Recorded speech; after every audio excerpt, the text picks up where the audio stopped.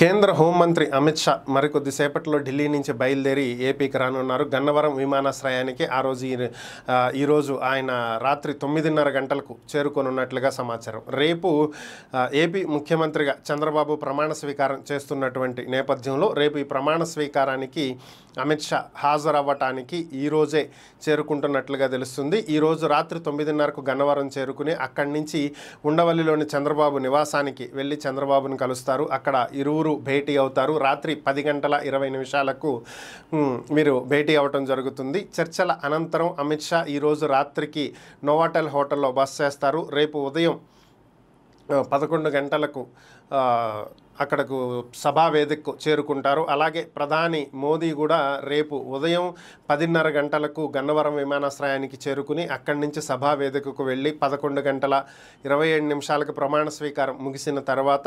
12:40 బయలుదేరి భువనేశ్వర్ వెళ్ళిపోతారనేది ఉన్నటువంటి షెడ్యూల్. అయితే అమిత్ షా ఇంత హడావిడిగా ఈరోజే ఎందుకు వస్తున్నారు?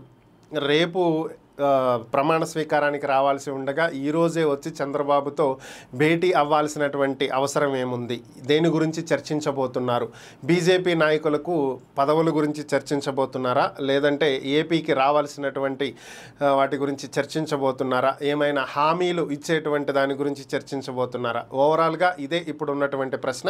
మరి అమిత్ షా చంద్రబాబుతో ఏ విషయం మీద భేటీ అవుతున్నారనేది అయితే తెలియాల్సి ఉంది.